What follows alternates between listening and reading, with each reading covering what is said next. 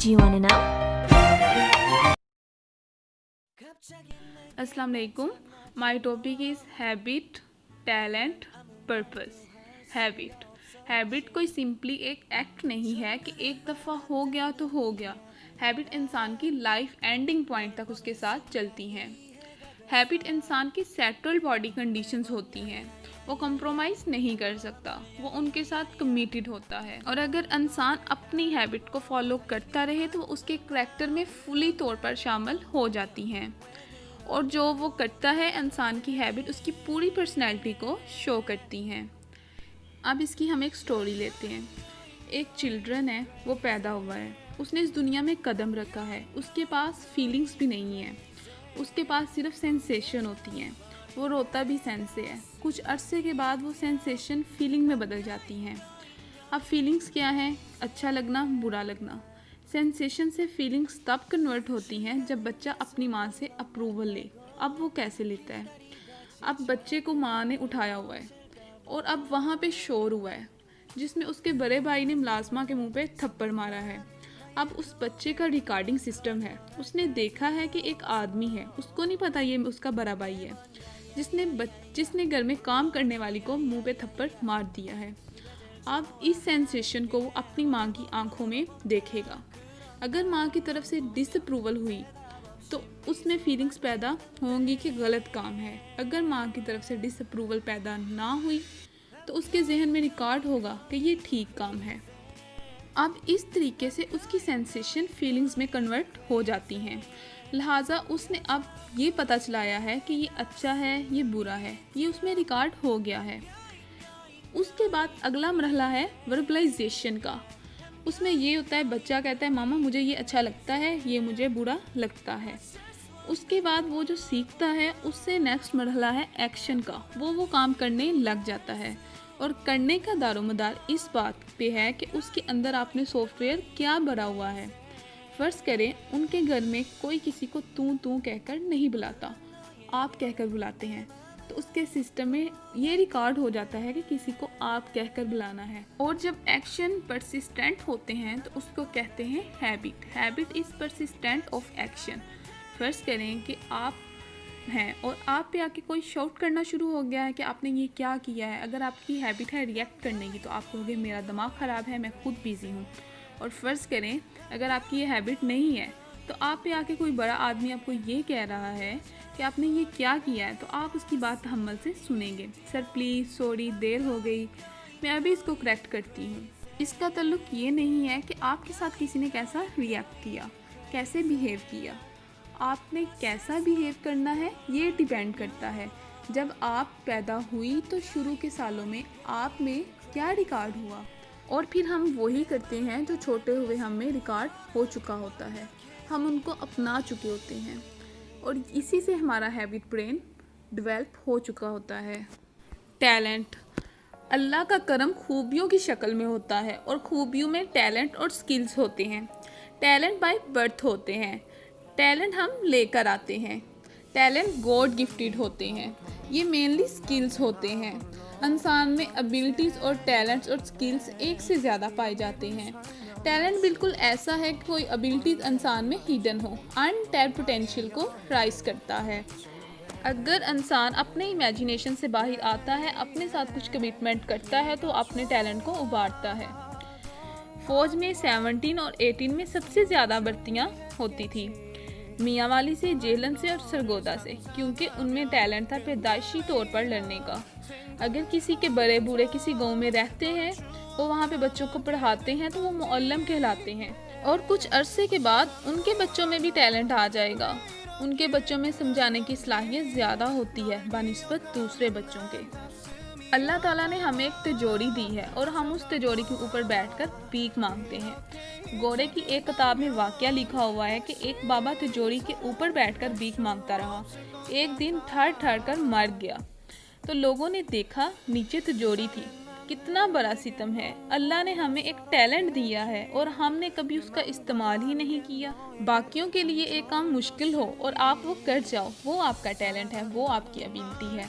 आप उसको कर कर दिखा सकते हो। जब इंसान अंदर के टैलेंट को बाहर निकालता है तो उसको पता चलता है कि मैं क्या हूँ। उसको लाइफ में एक पर्पस मिल जाता है।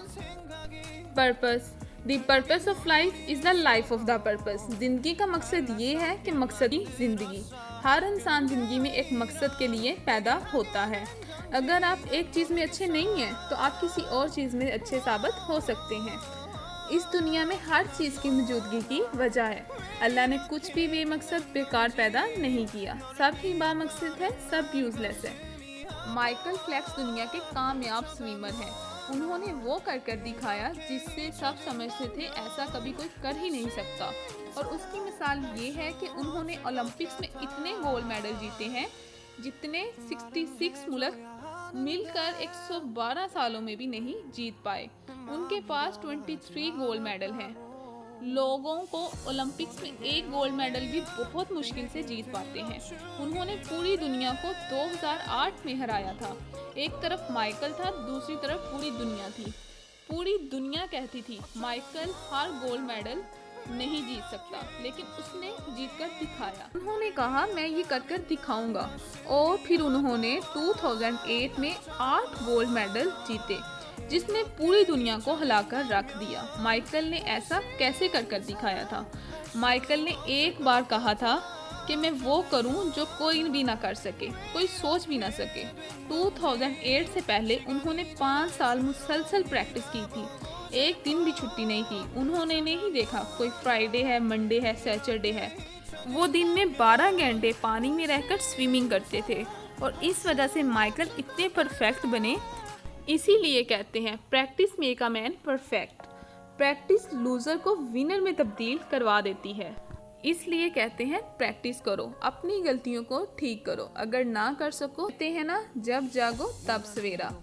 इसलिए जाग जाओ और इस दुनिया में जिस मकसद के लिए पैदा किया गया है उसको हासिल करो। नामुमकिन को मुमकिन कर दिखाओ। जिंदगी को ऐसे जियो कि लोग करें तुम पे नाज। जो कल करना है वो करो तुम आज। Life goal objectives. What is life goal and objectives? Life is a mystery to be lived. The meaning of life. A short intro by Terry Eggleton. He says, happiness adds years to your life and life to your years. What is the actual meaning of life? What is life about? Life is not about to be born, to get older and to die. Life is about to discover yourself, the purpose of your birth, that why Allah has sent you to the earth. Also a book, Philosophy and the Meaning of Life by Julian Baggini describes life as the combination of different emotions. Biology says life is a sustainable organization in liquid state. Life as a flow of information. Parker J. Palmer says life is to listen your voice in his book Let Your Life Speak.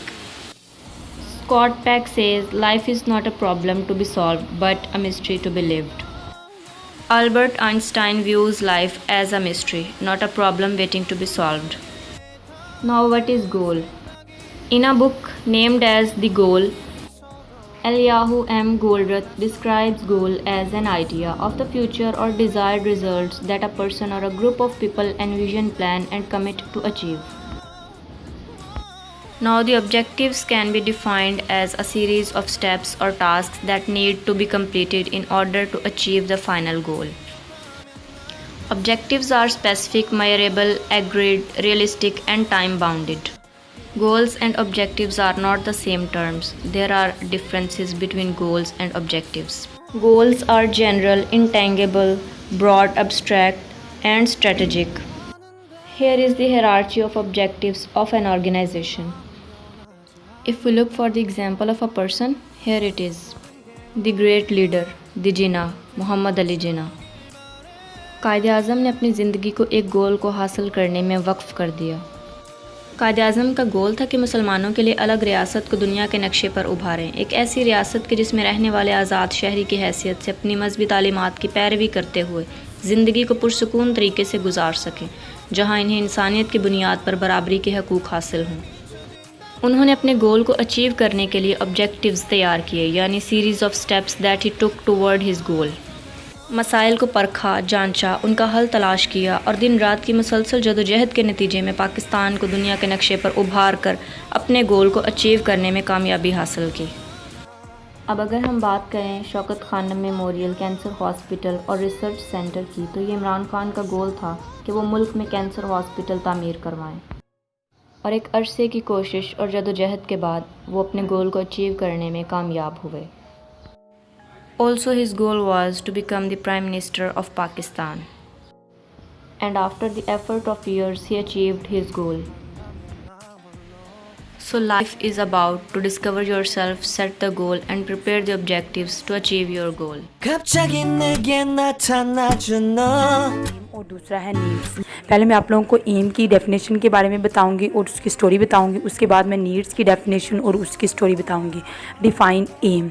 हम अपने future में किसी भी मकसद को हासिल करने के लिए जो हम प्रेजेंट में वर्क करते हैं, वो सारा वर्क इसीलिए होता है कि हम अपने एम को अचीव कर सकें।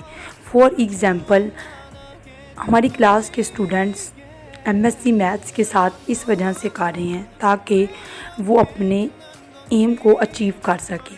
इसी वजह से वो प्रेजेंट में वर्क करते हैं ताकि वो फ्यूचर में अपने एम को अच्छी तरह से अचीव कर सकें। इसी वजह से वो प्रेजेंट में वर्क करते हैं ताकि वो अपने फ्यूचर को अच्छी तरह से अचीव कर सकें। उसके बाद मैं आप लोगों को जो एम की स्टोरी बताऊंगी वो है अब्दुल सत्तार ईदी की। बिफ़ोर पार्टीशन यानी कि पाकिस्तान बनने से पहले बंटावा गुजरात कस्बे का नाम है, जहाँ पर अब्दुल सत्तार ईदी रहते थे। वो अपनी वालदा गुरबा बीबी के साथ रहते थे। उनके जो फालद थे वो आउट ऑफ सिटी यानी कि काम करते थे। उनके वालद अपनी इनकम बेचते, तो गुरबा बीबी अपनी इनकम का जो ज़्यादातर हिस्सा था वो गरीबों और मस्कीनों में बांट देते थे।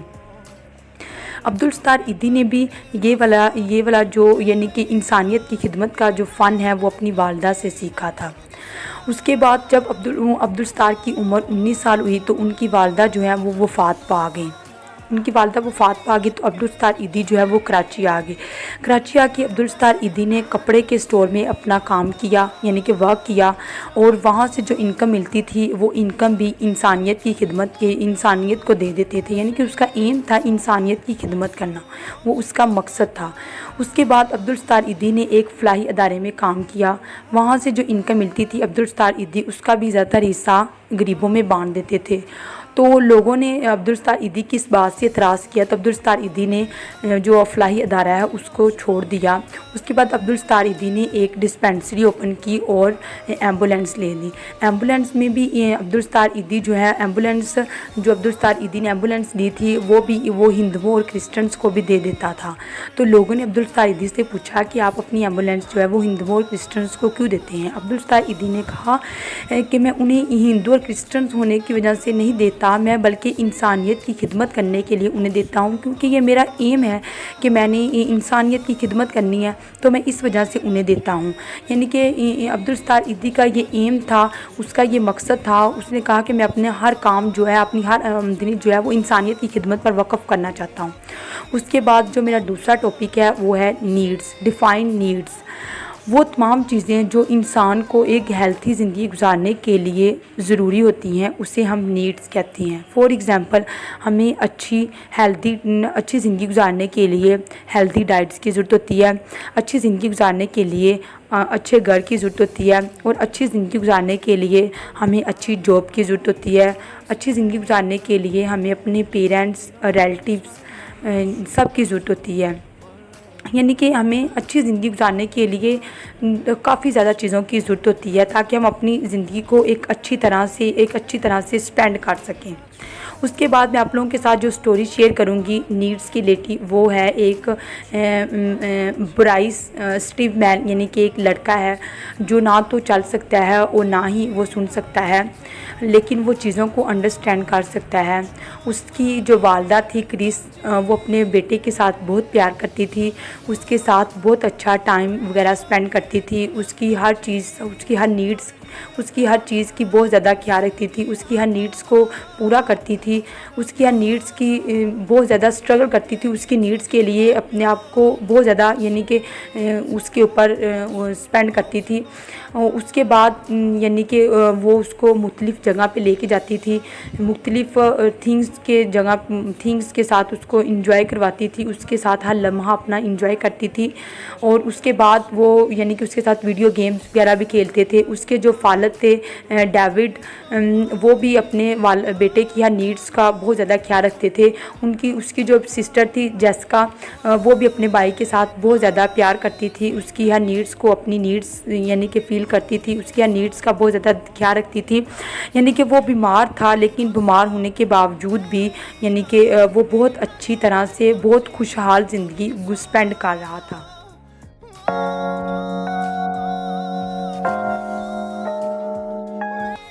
पैशन क्या है? ये वो जज्बा है जो हर इंसान के अंदर होता है और वो किसी भी चीज़ के बारे में हो सकता है। पैशन के दो पहलू हैं, ये पॉजिटिव भी हो सकता है और नेगेटिव भी। अगर पैशन है तो हम अपने लाइफ गोल्स को अचीव कर सकते हैं। अगर हमें कुछ करना है तो हम उस बारे में पैशनेट होना बहुत ज़रूरी है। विदाउट पैशन हम कुछ भी नहीं कर सकते। बात पैशन की है तो हम एग्जाम्पल लेते हैं स्टीफन हॉकिंग बहुत फेमस साइंटिस्ट था जिसकी ज़्यादातर लाइफ व्हील चेयर पर गुजरी। स्टीफन के अंदर पैशन था, पैशन ही की वजह से वो अपनी लाइफ में बहुत सक्सेसफुल हुआ। स्टडी में वो इंटेलिजेंट नहीं था, लेकिन इसके बावजूद वो नई नई चीज़ें ईजाद करता था। जब उसकी उम्र 21 साल थी तो वो एक बीमारी में मुब्तला हो गया। डॉक्टर ने बताया उसके पास टाइम बहुत कम है। वो डरा नहीं, वो परेशान नहीं हुआ, वो और ज़्यादा पैशनेट हो गया बिकॉज़ उसे पता था उसके पास टाइम बहुत कम है और उसने अपनी लाइफ में बहुत कुछ करना है। ऐसा तभी होता है जब आपके अंदर पैशन हो। उसने ब्लैक होल्स पर काम किया और बहुत सारी बुक्स लिखी और इसकी एक फेमस बुक का नाम a brief history of time. Career एक लॉन्ग टर्म प्रोफेशनल जर्नी है जिसका तयन पैशन, इंटरेस्ट, स्किल्स और एजुकेशन की बुनियाद पर किया जा सकता है। करियर में स्किल और इंटरेस्ट की बुनियाद पर मुख्तलिफ जॉब्स भी इख्तियार की जा सकती है। इंटरेस्ट और स्किल की वजह से करियर को चेंज भी किया जा सकता है, जैसे बिल गेट्स ने अपनी लाइफ में किया। बिल गेट्स जब स्कूल में था तो वो टीचिंग में अपना करियर बनाना चाहता था, लेकिन इसके पेरेंट्स चाहते थे कि वो लॉ करियर अपनाए। वो अपने पेरेंट्स की खुशी की खातिर लॉ की स्टडी के लिए हार्वर्ड यूनिवर्सिटी चला गया, लेकिन जल्द ही उसने फील किया कि वो कंप्यूटर में ज़्यादा इंटरेस्टेड है और लॉ इसके इंटरेस्ट और स्किल को टच नहीं करता। जहाँ तक स्किल की बात है तो जब वो 13 साल का था तो उसने पहला कंप्यूटर प्रोग्राम लिख दिया। इसने लॉ की स्टडी को छोड़ा और कंप्यूटर प्रोग्रामिंग की तरफ आया। बिल गेट्स ने माइक्रोसॉफ्ट कैम कर दी। उसने अपने करियर में इतनी तरक्की की और नाम बनाया कि वो richest man in the world ठहरा।